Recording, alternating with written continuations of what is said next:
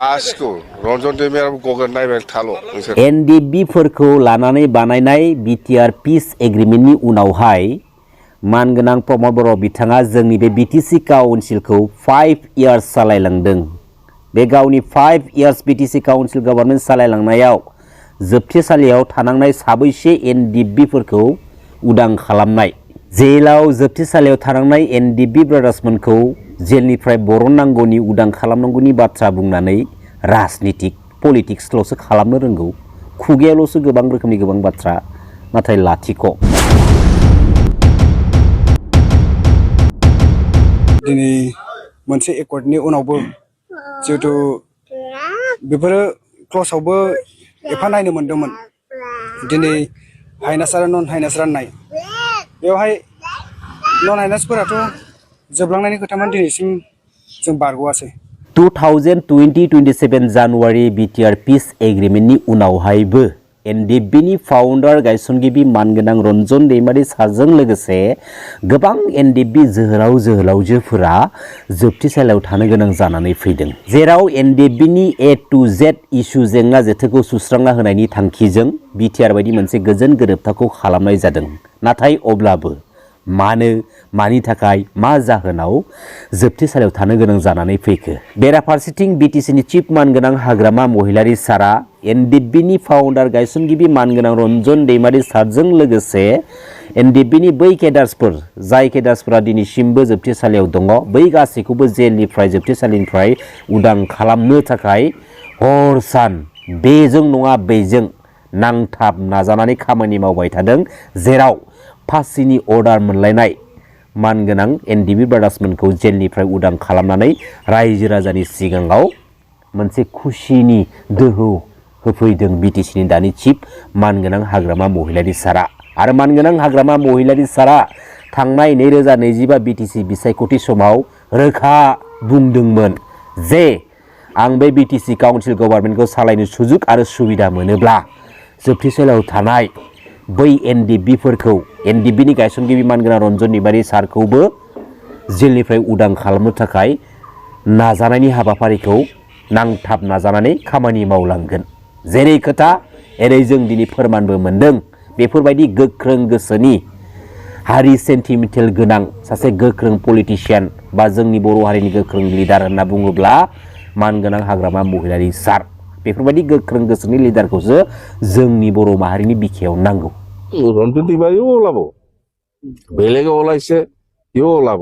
মানুহে চুক্তি কৰিছে, শান্তি চুক্তি কৰিছে, ইয়াত আজিও ওলোৱা নাই, অহাকালি ওলাব। যিহেতু শান্তিটো वेलकाम কৰি পেলাই চুক্তি কৰিছে ভাৰত চৰকাৰ আৰু অসম চৰকাৰৰ লগত। दा बुंनो गोनां गुबै बाथ्राया जाहैबाय मा, थांनाय 2020-27 जानुवारि जा बिटिआर पिस एग्रिमेन्ट, बे बिटिआर पिस एग्रिमेन्टनि MOSनि 9.4 क्लसाव मानगोनां एनडिबि ब्रादार्समोनखौ मोननै बाहागोआव दायखौ राननानै मोनसे दफायाव लिरनानै लाना फैनायखौ जों नुनो मोन्दों। आरो बे दफाया जाहैबाय 9.4 क्लस, जेराव हाइनियास आरो नन हाइनियास, जायफोरना हाइनियास दायजों कानेक्सन जानानै दङ, बिसोरखौबो कर्टआव, हाइकर्टआव बैसोरनि दायखौ नायबिजिरनायनि उनावहाय उदां खालामनाय जाब्लाबो बै हाइनियास दायजों कानेक्सन थानाय साफ्रोमबो मानगोनां एनडिबि ब्रादार्समोना लाइफ टाइम बे दायजोंनो कानेक्सन जानानै थाबाय थागोन। आरो जायफोरना नन हाइनियास, बिसोरखौबो कर्टआव, हाइकर्टआव नायबिजिरनायनि गेजेरजों उदां खालामनाय जागोन। नाथाय अब्लाबो जाय दायजों कानेक्सन जानानै दं, बै दायजों लाइफ टाइम कानेक्सन जानानै थाबाय थागोन। 9.4 दफायाव हाइनियास आरो नन हाइनियास जेरैबायदि मोननै बाहागोआव दायखौ बाहागो खालामना लाना फैनाय जादों मानगोनां एनडिबि ब्रादार्समोननि एगेन्स्टआव, बे 9.4 क्लसाव बेफोरबायदिसो जानांगौमोन जे जेसेबांखिनि एनडिबि ब्रादार्समोननि मुङाव हाइनियास आरो नन हाइनियास दायफोरा कानेक्सन जानानै दङ, रेजिस्ट्रेसन बा रेजिस्टार्ड जानानै दङ, बै रेजिस्टार्ड बा रेजिस्ट्रेसन जानानै थानाय नन हाइनियास आरो हाइनियास दायखौ बे बिटिआर पिस एग्रिमेन्टनि गेजेरजों गासैखौबो उइथड्र खालामजोबनांगौनि बाथ्राखौसो लिरनानै लाबोनाय जानांगौमोन। नाथाय बेनि उल्था लिरना लाबोनायखौसो जों दिनै नुनो मोनबाय। दिनै एनडिबि फेमिलिनिफ्रायनो माखासे सानैसो गेदेर गेदेर दैदेनगिरिफ्रा बिटिआर पिस एग्रिमेन्टनि उनावहाय सोरबाया EM जादों, सोरबाया डिपुटि चिफ जादों, सोरबाया माबा माबि जादों। आरो बे जोंनि BTC काउन्सिल गभर्नमेन्टखौ 5 इयार्स सालायनोबो खाबु मोनदों। नाथाय दुखु गोनां बाथ्राया नैबेसो, गावसोरजों लोगोसे थाफानानै जों बर' हारिनि थाखाय समानै दावहा नांफानाय माखासे बै NDB जोहोलाव जोहोलावजोफोरा दि जोबथेसालियाव जोबजानानै दोनजादों, बेनि थाखाय बैसोरनि थाखाय बैसोरखौ जेलनिफ्राय उदां खालामनांगौनि थाखाय बे 5 बोसोर BTC काउन्सिल पलिटिकेल सिस्टेमखौ आखायाव लानानै खुंथाय खालामनो मोनसेयावबो मानो आरो मानि थाखाय खनसेबो खेबसेबो जोबथेसालियाव थानाय बै मानगोनां NDB ब्रादार्समोनखौ उदां खालामना लाबोनायनि थांखिखौ लादिया। आरो जुदि जोबथेसालिनिफ्राय बहननायनि उदां खालामनायनि थांखिखौ लादोंमोनब्ला बे थांनाय 5 इयार्सआव जोबथेसालियाव थानाय बै मानगोनां NDB ब्रादार्समोनखौ मानो जोङो सासेबो उदां खालामना लाबोनायखौ नुनो मोनदिया। बेनि आन्दोनि गुबै पलिटिकेल इस्यु आरो मेन प्लेन पलिसिफोरा मामोन? फैबाय थानाय समाव बुहुमनि साफ्रोमबो बर' माहारिनि मानगोनां रायजो राजा आइ आफा बिदा फंबायमोना रोखा मिथिनो थांगासिनो दङ जे जों बर' हारिनि सोरबायदि लिडार्स दैदेनगिरिफ्रा माहारिबादि बाथ्रा बुंनानै हारि सेन्टिमेन्टेलनि गोदै गोदै बाथ्रा बुंफ्लानानै बुहुमनि साफ्रोमबो बर' फिसाफोरखौ थगायनानै गावबा गावनि मोन्थायखौ बिसोरो सिरि सिरियै आन्दो आन्दोयै लाखुमागासिनो दङ। समा बांद्राय गोबाव गैला, फोरमान मोननो थांगासिनो दङ। जाय लिडारा जों बर' माहारिनि गोथार माहारियारि आफाद दुलाराय बर' फरायसा आफादनि गोथार सानस्रि सोदोमस्रिनि बिखायाव गसंनानै गावनि बुंबोनाय समायखिरा लाबोनाय बै खोथाफोरखौ समायखिराफोरखौ फेलें खालामो, बै लिडारा जोंनि बे BTC काउन्सिल पलिटिकेल सिस्टेमाव फैखांनायनि उनावहाय पलिटिकेल प्लेटफर्मनि गेजेरजों आरो मा मोजां बिहोमा होनो हाबावगोन? मालाबाबो होनो हाया। बेबायदि लिडारफ्रा जास्ट फर गावबागाव बेनिफिट्स, गावबागाव मुलाम्फानि थाखायल' बाथ्रा बुंनो रोंसै, बेनि अनगा जेबो नङा। आरो मोनसे रोखा फोरमान दङ, जेराव BTR पिस एग्रिमेन्ट जाखांनायनि उनावहाय मानगोनां प्रमद बर' बिथाङा बुंदों, नै मानगोनां रन्जन दैमारि साराबो BTR बायदि मोनसे पिस एग्रिमेन्टनि गेजेरजों उदां जाबाय होननानै।